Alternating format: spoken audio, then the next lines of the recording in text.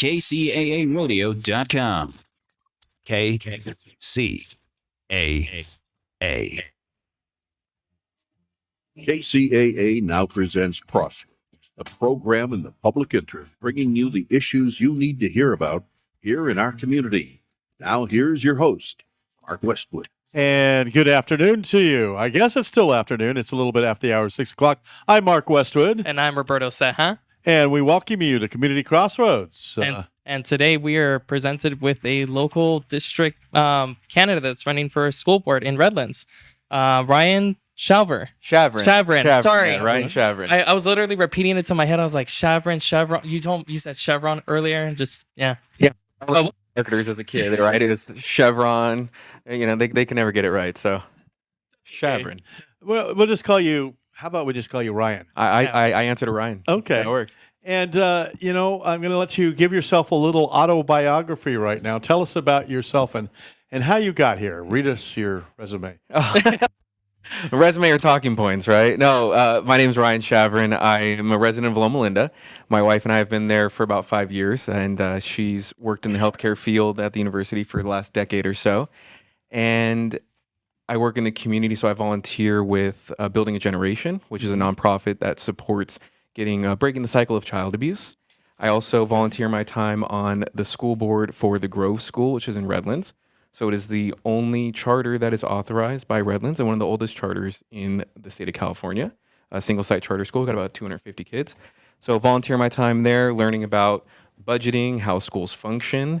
And, what I saw was that we need a board that is really focused on what matters, our students, supporting our educators, and making sure that our community thrives and not the divisive politics that we've seen from the school board. Okay, Ryan, you seem fairly young to me, but I'm older now. I'm getting older. Robert's young to me. But, do you have kids? I do. Yeah, I have 2 kids. So I have a 15-year-old and an 11-year-old. Wow. You look so young to have a 15-year-old. They say that millennials age like wine, so I'll take that. Yeah, I was a millennial once.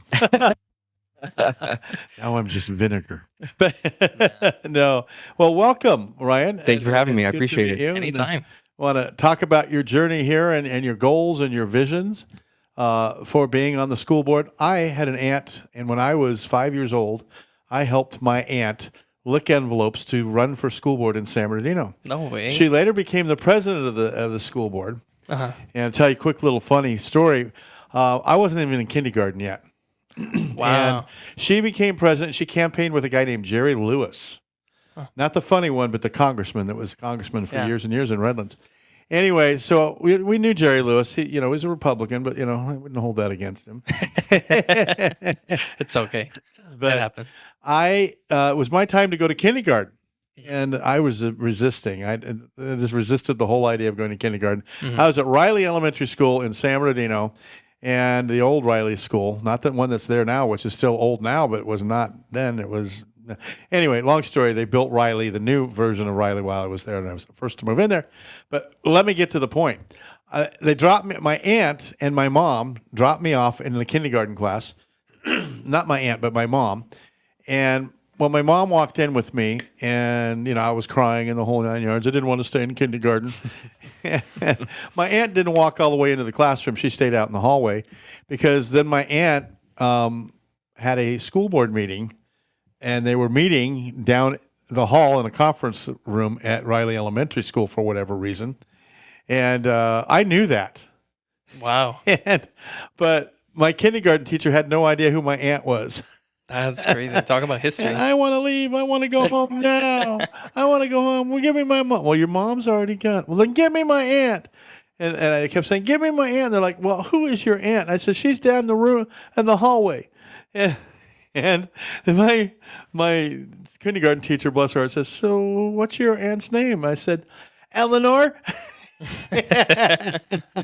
And she goes, Eleanor Hunt? And I said, yeah. She goes, uh-oh. She disappears for a while. Needless to say, I got to go home that day. And then they brought me back the next day. Yeah. It's all to go. It's all who you know, Yeah, exactly. That was my first foray into politics. So here I am. Now I've been on the Democratic National Committee. Been in the Democratic Central Committee for San Bernardino, longest continuously serving member. And also, the state party for a long time. My first state party convention was in 1993. Yeah. When were you born? 97. Oh, wow. Oh wow. 97, yeah. And Ryan? One of the 88. So 88. Well, you're Yeah. a little older than one of the first generation of Gen Z. So Yeah, that's just amazing. Yesterday, not to get off track, myself and Randy Corrigan, who's the secretary treasurer for the Teamsters, and another guy named Mark Orr, we were in the studio in Studio T. And of course, the Teamsters have a radio show, and we were doing some prep work, and we had the lunar liftoff. Artemis 2. Yep. And they're all into it, And I realized this is the first time they've ever seen this. Now, I was at a bicycle on the first one in 1970. that is Riding my bike around the cul-de-sac. I was a really young kid, and I had an AM radio that I was listening to the lunar moon takeoff wow. back in the day. And now, all these years later, here we are, and I was watching it again. I'm like, this just seems pointless. We're just going to the moon. We've already been there, but okay. Well, not around the moon, right? Around the moon, yeah. We were landing on the moon then. And I just thought to myself, wow. At that point, I was in Trenton Street in San Bernardino, which is probably maybe 3/4 of a mile from here. And then here I am at the end of Lugo Avenue, here where the Teamsters are, watching it. And I thought, all these years, and they're going to go 10,000 or they're going to go 10,000 miles an hour to the moon, which is a couple 100,000 miles away. And I thought, all this time and all this distance and all this life journey, and here we are, just doing the same thing, same day, same decade, or same century, not even the same century. Oh my gosh, I'm old. I think we're getting a little bit off track. Getting a little bit off track, but I'm reminiscing because those are the days when I started school. Yeah. And school was a very, very important thing. It is. It's important to a lot of children, whether they're young or whether they're in junior high or whether they're in their high school, that they have a full holistic experience with a lot of chance and a diverse chance to get a good, diverse education. Agreed. So I already like you. Okay, we're done. And that's the last. Honestly, like even for me, like anyone that's running for politics, it's kind of like it's a big step. It is. It's a big step, especially for running for school board, city council, anything. Why would you run for school board though? Well, and it goes back to that, right? Like the board was focused on very divisive policies. We'll get into that a little bit later.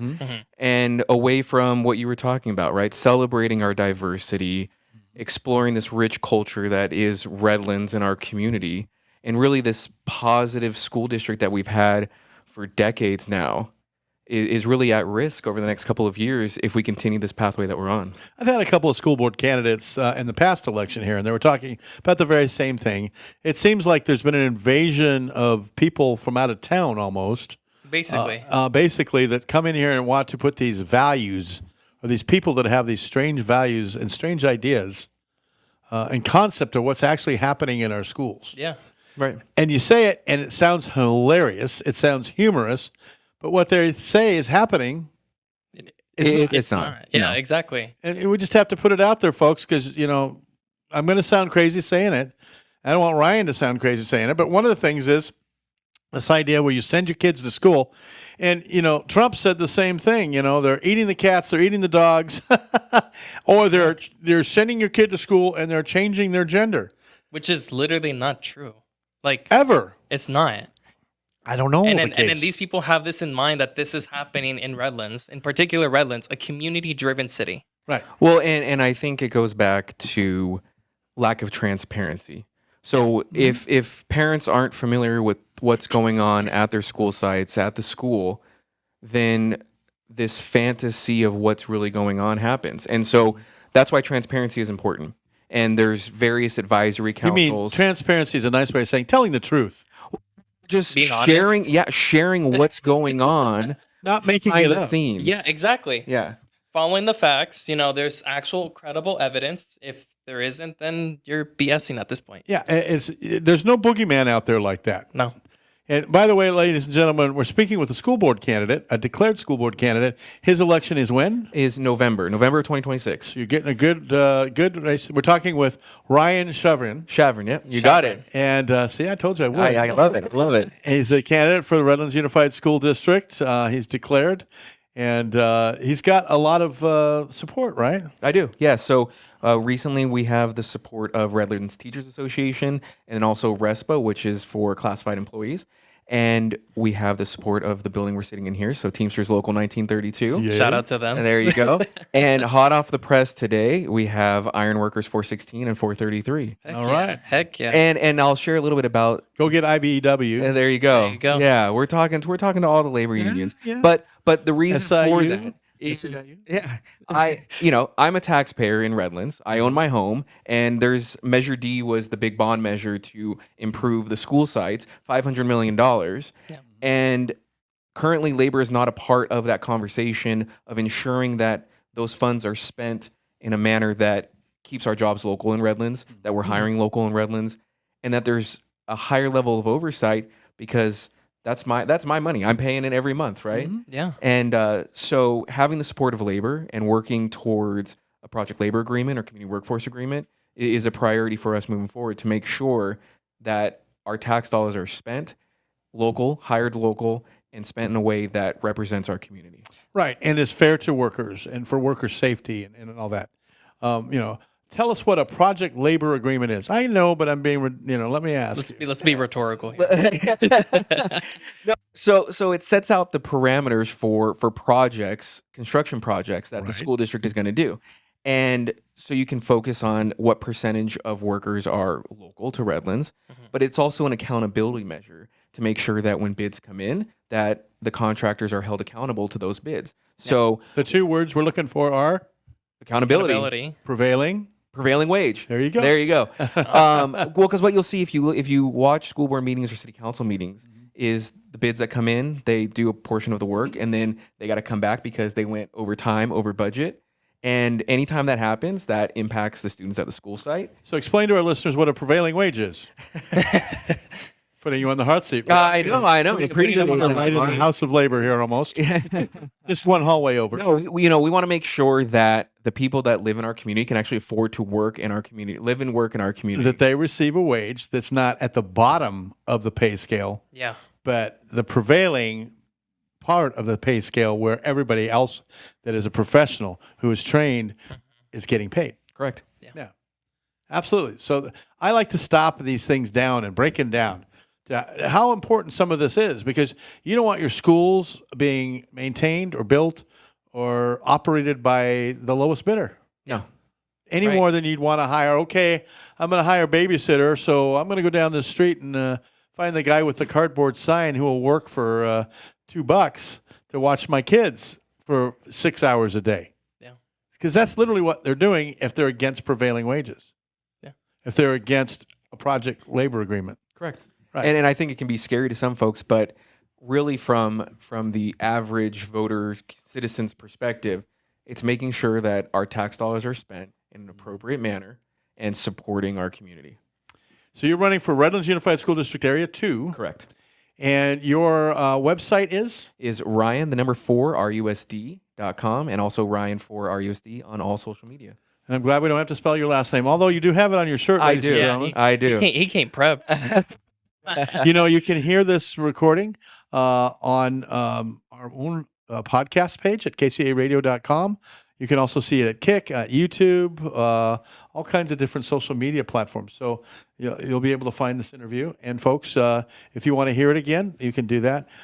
Robert. Speaking of budget, the recent school board meeting that happened. Yeah. Yeah, you want to talk about that? So the proposed budget would cut roughly 120 positions.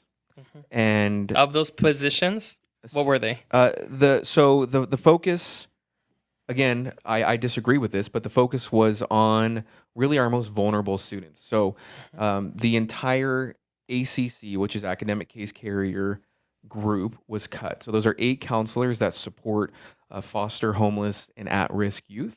Very important. Yeah, very important. And also our paraprofessionals that support our special education students. So, and paraprofessionals in our libraries. And we need professionals like that. Sometime about 3 or 4 years ago, I interviewed an organization that would feed homeless kids. And it was an amazing statistic. I don't know if you've heard this, but back then there were some 2,500 children in the Redlands Unified School District who were homeless. Yeah. It's about 1900 now. About 1900, It's gone yeah. down a little bit. Good. Well, and the definition of that definition is that maybe they're not like on the streets panhandling, but they're what we call couch surfing. Yeah, I mean, they could be living in motels, not stable home environments, right? Right. They're not living in a room of their own. They don't have a bed of their own. They may be carrying their clothes around in a shopping bag, Mhm. or even worse, a trash bag, and they're going from couch to couch.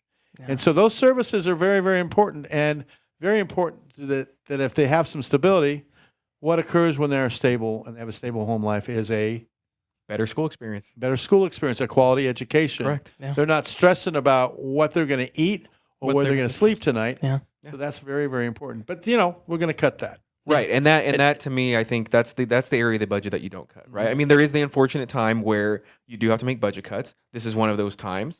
However, the budget cycle, they waited till the very last minute. So the teachers unions, they were not involved early. So I think that they should have been involved much earlier on. So there could have been a plan to approach this, and it's critical that you keep those cuts away from the classrooms and away from direct student services.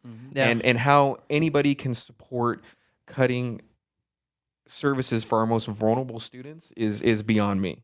And this And then they consume themselves with stuff like Yeah. book banning. book Correct. banning, yeah. Yeah, And yeah. this causes, I was gonna say, this causes a ripple effect, because if you think about it indirectly, for people that want to apply, for me, for example, I'm in the job market for applying for substitute teaching. When I hear that they cut 128 positions just because of a budget cut, I would rather turn tail and goes to some other district like Riverside Unified, or some other district that actually San cares, Bernardino cities. or San Bernardino Correct, in yeah. particular. And it's kind of sad that my son goes to Redlands, he goes to Lagonia, and it's just, there are so many great teachers. There is. There is Yeah. a lot of teachers that care about their students, and the minute that you pull out the support, it's just a stab in the back and says, we don't really care about you, but we Well, care about Were these the budget students. cuts tied to something? Like they wanted a piece of, policy passed? For Well, instance, and I mean, you do. So you have the book ban policy that was passed. You also have the cultural Was it recognition. passed? Yes, it was. Yeah, and Yeah. and so the school district had a policy before Mhm. where if you as a parent felt uncomfortable about your student reading a book, you could call the library and your student would be restricted from that. And there was a committee that would review the books that were challenged by the community and determine whether those should be at various school sites. And that was not enough for the board majority. And they wanted the final say on whether a book would be in the library or not. They call them pornographic novels, is what they do. Yeah. But the Like reality something like is that Catcher in the Rye yeah, or something. I'm not a Or librarian. Lord of the Flies, or there's another one. I can't remember the top of my head, but yeah. Annie of Green Gables, just whatever they. Yeah. To, Sure. Yeah, I mean, yeah. But I'm not a librarian. But I trust that the librarians in our school sites, their education is based on this. So they curate books that are specific for our school sites, that are specific for the age groups that are at those school sites, Mhm. and I trust them to make those decisions. And again, there was an opt-out policy that existed, and the massive overreach, which I think left, right, center, however you lean politically, a body of 5 individuals having a say over 19,000 students, what they can read in their schools, is massive government overreach. Well, it's not your responsibility as a school board member to be able to be that barometer or whatever. In my opinion, okay, IMO, in my opinion, you can't pad the walls, folks. You got to teach your kids at school, but it's your job at home to teach them the morals or your values or your principles or whatever you want to do. And, part of that is that over your lifetime and in my lifetime, I've seen all kinds of things. Mhm. I've experienced all kinds of things. I've had to filter things. I've had to use something called judgment. And judgment is a quality you exercise and you build just like muscles or a fit body or whatever. Your kids can't develop judgment if they don't get a diverse stream of things where they can say, right, wrong, I don't like, I like, this is me, this is not me. I think Can't pad the walls. Do you agree with me? No, I agree. Yeah, Yeah. we should be celebrating learning. We should be celebrating our diversity. We should not be, restricting ideas and thought. That's the whole purpose of education, right? Is to kind of challenge the status quo, challenge your thought process, and again, going back, parents already had this opportunity to restrict. If for a religious reason you didn't want your student It's to their read a book. job. It's Right, their job. right, Yeah, exactly. right. And it's not the board's job to have the superintendent reading these books, making a recommendation only for the board to overrule him. Teachers are consistently. supposed to teach. Yeah. Yeah. That's their job. And when I say it's their job, that's not a fact. That's me telling them it's your darn job. It's like telling a school board member, go be a math teacher for a day. Right. Yeah, it makes no sense. Right. There's a math teacher that specializes in teaching math. And so beyond the book ban policy, they also banned cultural recognition days as well. So the focus initially that their claim was on the Pride flag and Pride Month, but now Redlands Unified no longer celebrates Hispanic Heritage Month, Native American Heritage Month. They don't celebrate Martin Luther King Day. Because if you're not going to celebrate one, you're not going to celebrate any of them. Right, Is that what Veterans it is? Day. Yeah. And Even though- for me, Yeah. I think, again, the diversity of our community is what should be celebrated. We should be respecting our veterans.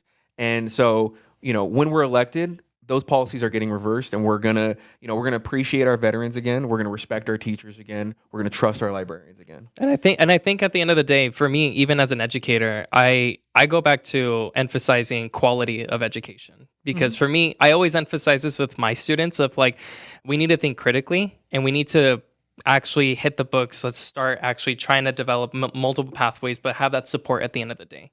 Because like even for me, I want them to see their full potential, but teachers can't have that unless we have the backing of the board, making sure that we have essential support. Sure.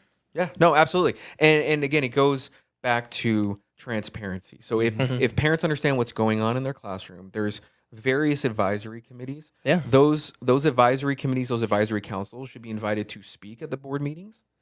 Instead of, there's nothing nefarious going on behind the scenes. Here, share. You have a superintendent's advisory council. You have the LCAP advisory committee, right? You have CPAC for special ed parents. Come share with the board what's going on and take that veil of, what they would call quote unquote secrecy away so that we can all see what's going on, the vibrant education that's being provided for our students. Well, down at the Redlands Unified School District where they have board meetings and things like that, I've seen and heard in the past year, it's packed, there's cars everywhere, and there's all these parents upset, and then they get in the school board meetings and they get really disappointed because they're actually not even talking about what they thought was going to happen. Oh no, not and even. it's, and you've got these people that are going around, opportunists who are using fear mongering, creating chaos, working and striving on chaos, and using that to wage their own personal agenda, which is self-promotion most of the time. Basically. Right, Yeah. and that's what we have to get away from, right? We have the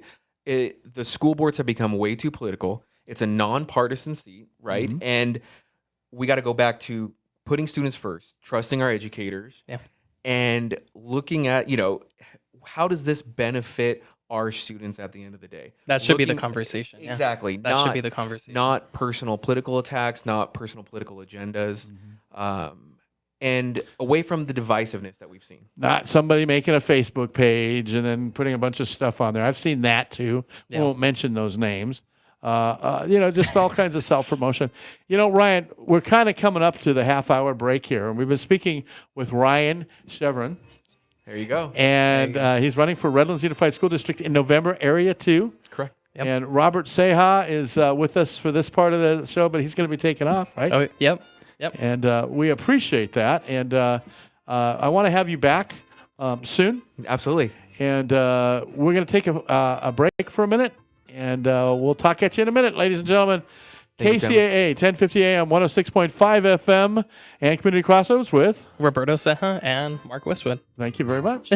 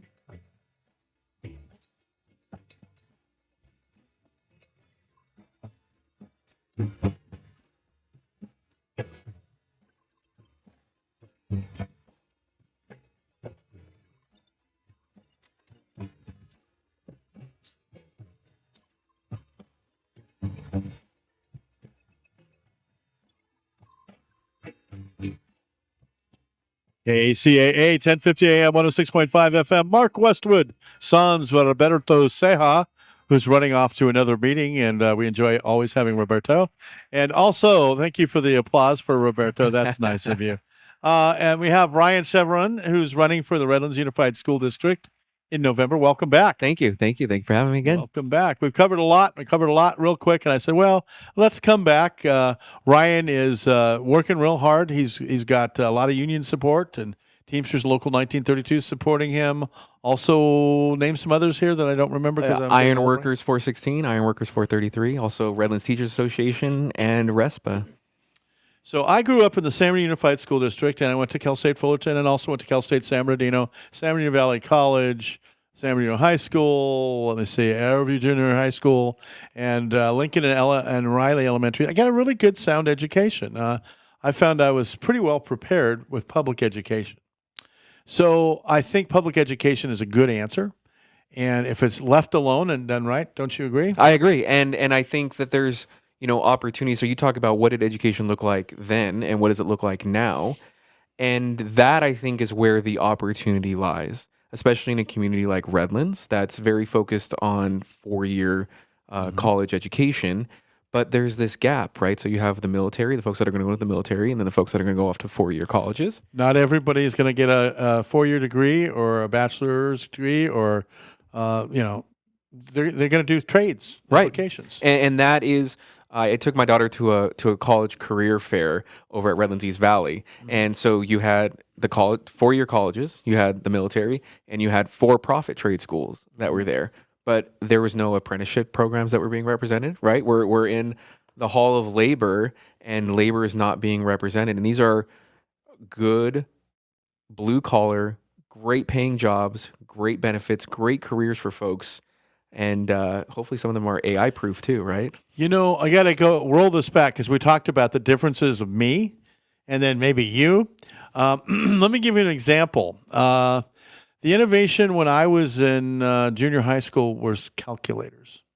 Literally, calculators in the classroom. We didn't have computers. There was no Windows. The first time I saw the internet, I was a sophomore in college. Yeah, and I was probably we had our first computer when I was in elementary school, but then more greater adoption was middle and high school. My professor walked us, and it was a communications professor by that time, walked us down into the bottom library, the basement of Fowl Library, the original library in the middle there. And I say that to anybody at Cal State San Bernardino knows what I'm talking about. And we went down there, and there was these computers, and they were green cathode ray, all in one computer, the screen, everything was one big block sitting there. And they had bulletin boards. They didn't have Windows then. And we went on to that, and my teacher said, and by the way, he did his doctorate in the electronic news gathering using a typewriter. But that's all. Imagine how far back we're going. He says, "What is this?" And people were looking at that, and I said, "Well, that's a web of computers." He says, "Close." And I said, "Oh yeah, I heard it. It's the internet." And yeah, that's how I was like groundbreaking to know that. Most of the students didn't even know what that was they were looking at. Right. And now we have Windows, we have computers. I think a lot of the students get their own personal laptop. They do. Yeah, most of the schools are on 1-to-1 issuance. So yeah, and so you have technology, and I'm sure that on the forefront of all this innovation is going to come AI. Yeah. What's your vision for AI in the future of our schools in Redlands? Oh, that's a great question. And I don't know the answer to that. I think we're early on. So But you're not there's for banning it, or you're for. How do you feel about that? I have concerns. Mm-hmm. I have concerns because using AI to write your papers, right? You have that loss of critical There's all thinking, that. right? Right. It And was then very hard for us to plagiarize. and, Let me and tell you, yeah, I and used now to you can type plug it write. into to Claude or Chat GPT, and it can give you a whole paper. I was writing college papers on the typewriter, staying up till 2 or 3 in the morning, typing a little word on a piece of paper, cutting it out, and pasting it when I misspelled or had a Sure. typo over it, and then running down to get it Xeroxed at Kinko's, so it looked all nice and neat. Well, and even further than that, you have kids that are using it for AI psychosis, right? Where Mhm. you're putting your life problems into it. So I think for minors, there's a very big concern about them using AI. And then you also have the environmental impact of it too, the I think water usage. And that Teachers goes have into it. software apps now to find plagiarism. Sure. Yeah. Well, and my daughter tells me that she's in AP seminar, and so they have to write these research papers, and so she wrote the paper, and they're still trying to fine tune those detections because she didn't use AI, but it catches any quotation as AI. We use the Dewey Decimal System. And so, but over 3 weeks, it was like she never touched the paper over spring break, but then all of a sudden it started to creep up. Now it's at 57% AI. And she's like, I didn't even touch the paper, but it went from 30% to 57, and I didn't touch it. So I think Tough. there needs to be some leniency as we approach this and understanding, but a collaborative approach from the educators and their students. There's only so many ways you can say bread and butter and peanut butter on the bread. Right. And you say them, and it might pull that out as plagiarism. Sure. And so that's a very definite. Or if you have a couple of sentences that are quoted. I mean, turnitin.com is one that I used when I was in college. And as long as you cited it correctly, then it wouldn't, say that you were plagiarizing. But how does that work now with AI, right? Are you quotating, you have to put in quotations. How are you citing it? Again, there's got to be some grace here. Chat GPT. There you go. And these kids, the young ones, even know about Chat GPT Yeah. now. They're using it. They were using it come out of the cradle, and I'm just now learning about it.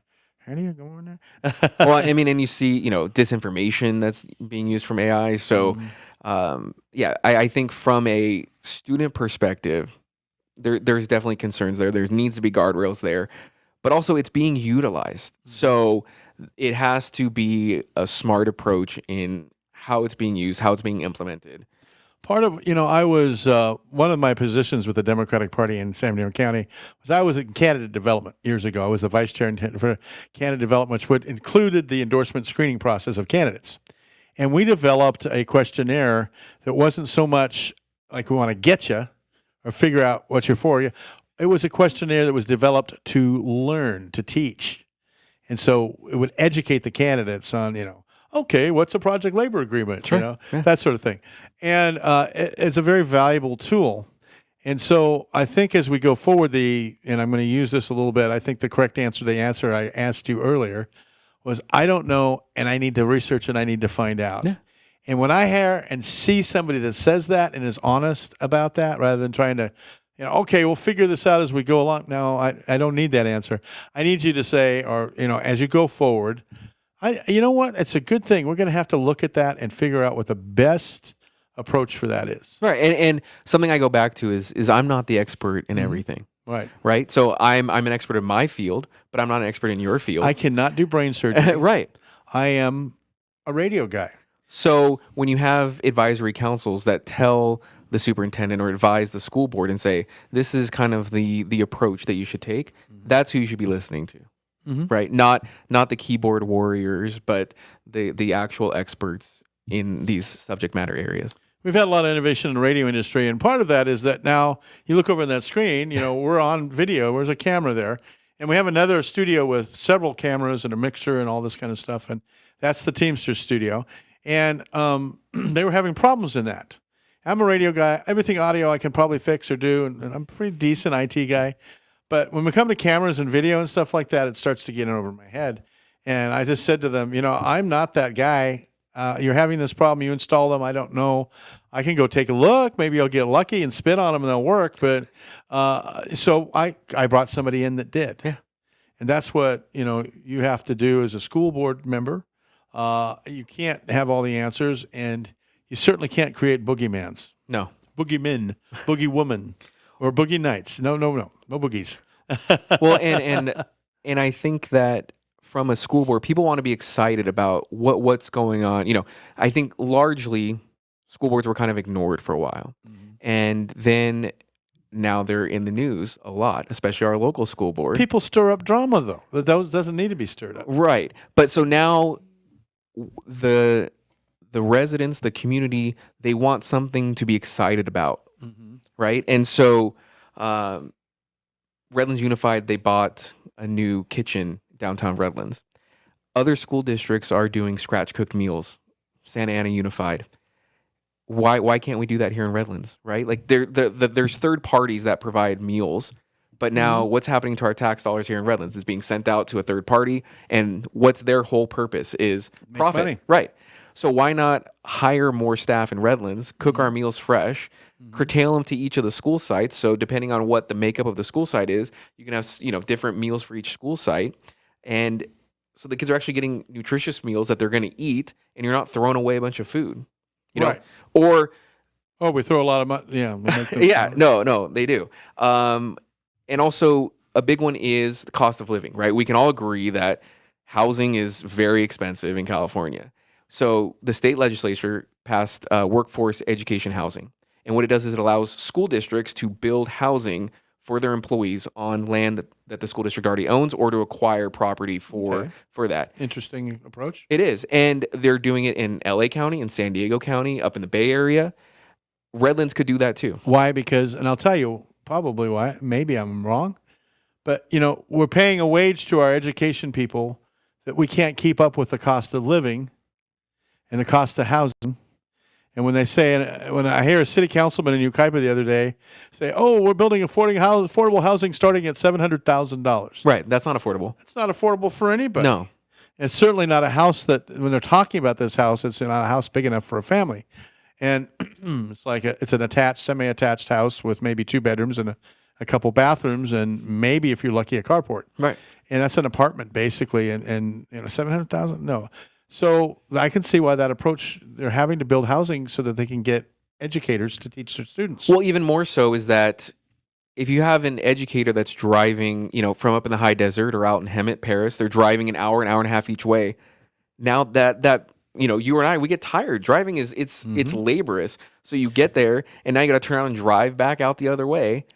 Why not build the housing for our educators here, and then their paycheck goes back into the local economy? Now they're spending money at our grocery stores, at our stores, they're eating at our restaurants, and these are folks that are already interacting with our students on a daily basis. They should be able to afford are they to live. building affordable housing that they have to pay for, or they're just giving them? No. It's affordable. It's so They have to pay for it. They do have to pay for it, right? But it's at a reduced rate because the purpose of the project is not a for-profit, apartment Right. complex. It's designed specifically for. So it's affordable. It is affordable. It's a fair. Yeah. Yeah. So you want an affordable house in California? I guess go get a teaching credential and. Yeah, I mean it's more multifamily, apartment type of living, but it's an alternative that, again, you're giving choice to your educators. You can buy your home, or Well, you're giving them an option. there you go. I don't know if they'd choose to live in an apartment style semi-attached house with a small yard, or they couldn't have dogs or whatever. But you're giving them an option to be able to do it. It's Right. not maybe the best option. Right. The best option would be able to go buy that house that used to be $150,000 that's now $1 million. Sure. But now it's the trade-off, right? Do you want to Right. drive 3 hours a day and you go to your home, or here's And what's another best for your alternative? students? Right. If you have a tired, worn-out teacher who gets cranky in the morning because they got up at 5:30 Sure. to make that 7:30 call for their kids, and then they're working till 5:30 or 6, and then driving back home an hour and a half and getting home at 7:30 or 8 o'clock just enough to eat dinner and go back to bed again, you don't get a quality educator that way. No, I'm no, not. you don't. Here's a newsflash, people. Teachers aren't Robots? robots. They're not super creatures that are, I say Superman, but They're superheroes, right? Superheroes. But but they're not robots. capable of leaping tall buildings. No, they're just humans like you. Right. And, expecting them to be, the moderator of your kids' morals, of them being able to eat, all those kinds of stuff. No, teachers are there to educate. Right. Teaching reading, writing, arithmetic, science, concepts, things like that. That's what they're there for. They're not there to, regulate society.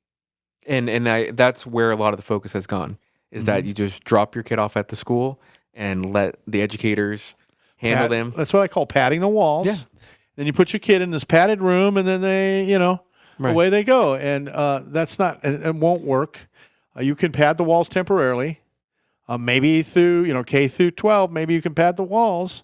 And then when they're released into the society, they're going to get super shocked. Right. So it's better to give them the input of variable things, a diverse world, to teach them.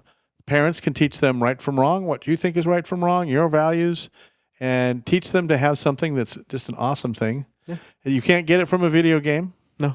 You can't get it from the back of a cereal box or anything like that. The only way you can get it, it's called judgment. Yeah. Using your brain. Agreed. Wow, what a concept. That's something that everybody can learn in school. Well, yeah, and then that is our vision Critical thinking. for the district, right? Is these divisive policies, they've got to go. But then what does this forward thinking, this positive vision for the future look like, right? Right. It's quality meals, it's housing for our educators, it's trusting our educators. And here I'll throw another innovative one out there that other districts are doing. So Oakland Unified has done this.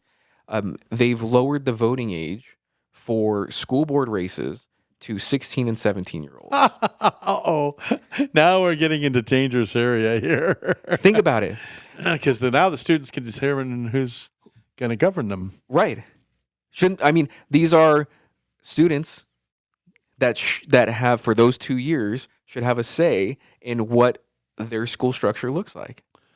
Well, I don't know. I'm out on that one. I'll tell you. So let me tell you. So civic engagement, right? We can all agree. Because there are more of them than us.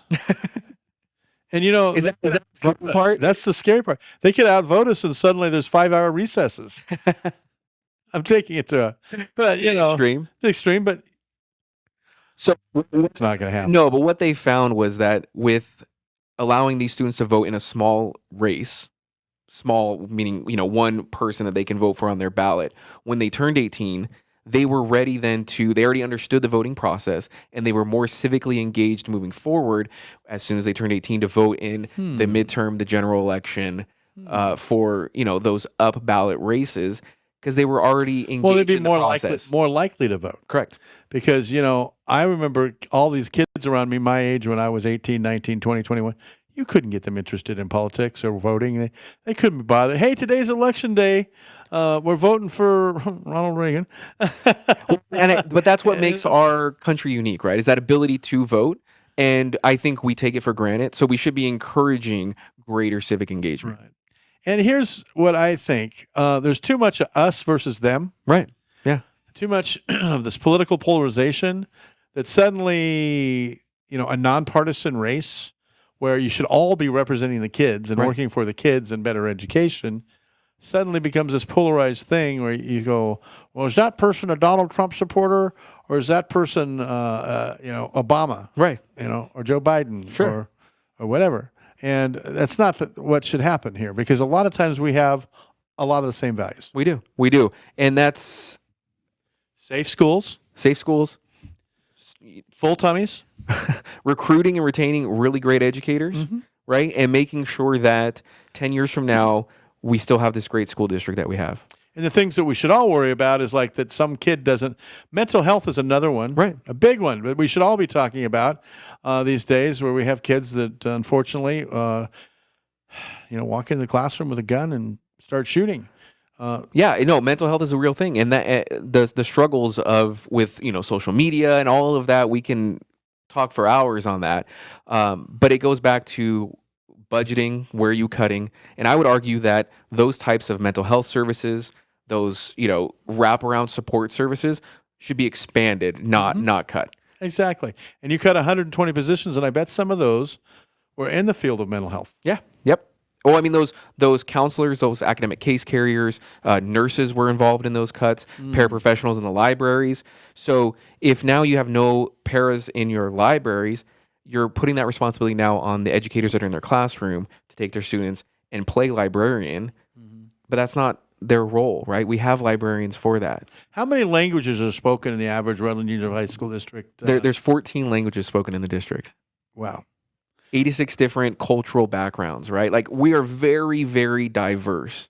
And I imagine you have like Cope Junior High School that's in the south part of Redlands, right? Yep. It's not going to get a lot of variance in I language. actually, believe it or not, Cope is very diverse. Really? Yes, because with they've had the district has had declining enrollment. So the students from Victoria which is in San Bernardino City, they go to Cope. They bus them over to Cope. So all the housing that's being built over off of Lagonia by Target, that shopping center, all of those folks, all those kids are going to end up at Cope because the others the other middle schools are full.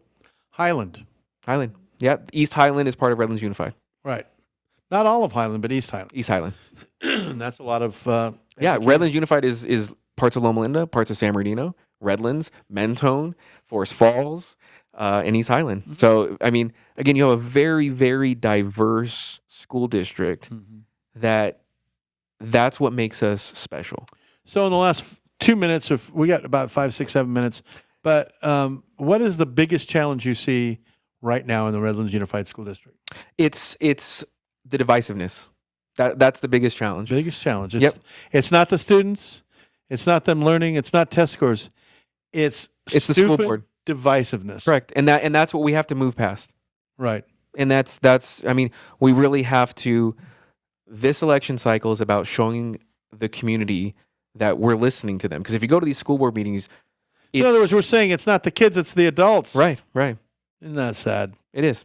So moving past the divisiveness, showing them that we're a community. These are our neighbors. We got to work together towards, a positive vision for our school. Student enrollment increasing or declining in Redlands? Declining. Declining. Yep. What do you suppose that the declination is from? Just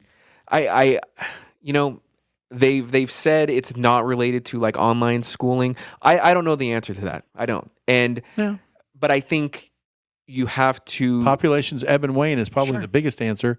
Sometimes the population grows and a new generation comes forward and they have 2 and 3 kids, but then the next generation doesn't have as many kids, Right. Or people migrate from one area to another. Yeah. Housing population ages, and Redlands has a lot of aging housing, old houses and beautiful Victorian houses and Queen Anne Village and stuff, but they don't have a lot of new housing. Right. They're working on it. But and so that New housing brings families. new housing brings families. Building housing for your educators brings their families to the district, right? So In the last 5 years, Calamesa's built like 50,000 houses, all brand new. Yeah. People are moving out. They're all full. You can't even buy one. right, and now they're going even further east, right? Right. And so probably people from Redlands are going out there. Yeah, renters here move out there, or they're in a smaller home here, their starter home, and they want to upgrade. Yeah. Mhm. So that's what happens. So we got about 4 minutes or so. Tell us about your campaign.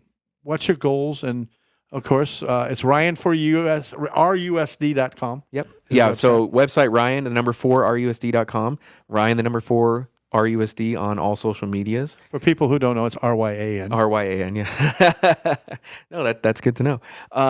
No, we're legitimately working to bring the community together. Mhm. So I welcome the support of anybody that shares that, we need to move past these divisive policies. We need to reverse these divisive policies and then start working towards a school district that focuses on our students, that, celebrates our educators, trusts our educators, and then looks at the budget from a responsible perspective to make sure that we are here for the next decade plus. So I'm looking at this guy, Ryan Chevron, and he looks really young to me. I mean, you look like you're 20 something.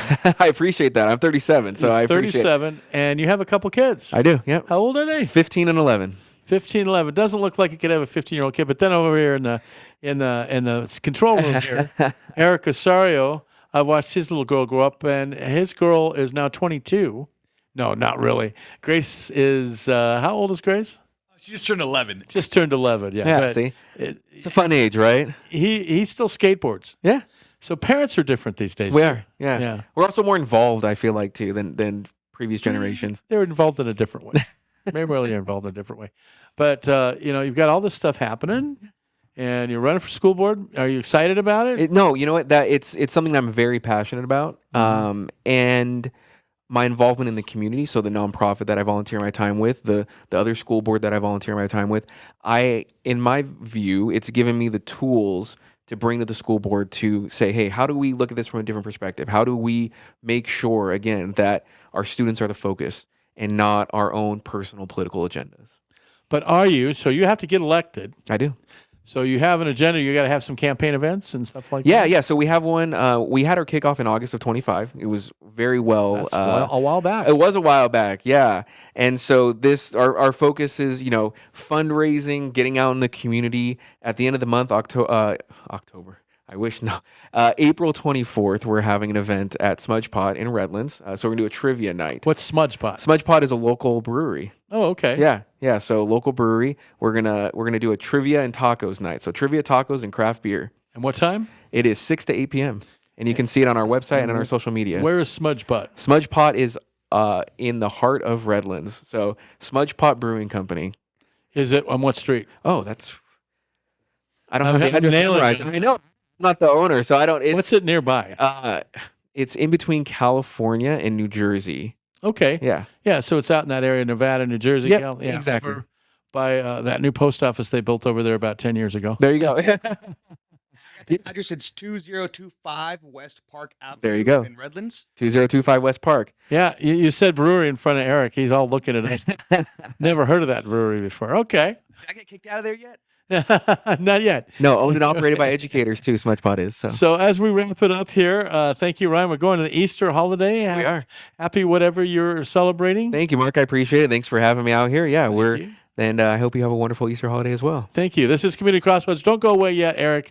Past Pleasures Car Club is coming up tomorrow. KQLH, our cousin station down the hall. I will be there with a Volkswagen van, a flower Volkswagen van, and taking pictures with Frank Parolo as the photographer. He works here as well. We've got a Teamsters Car Show coming up April 11th, right outside the door over here. Takes over all of East downtown San Bernardino.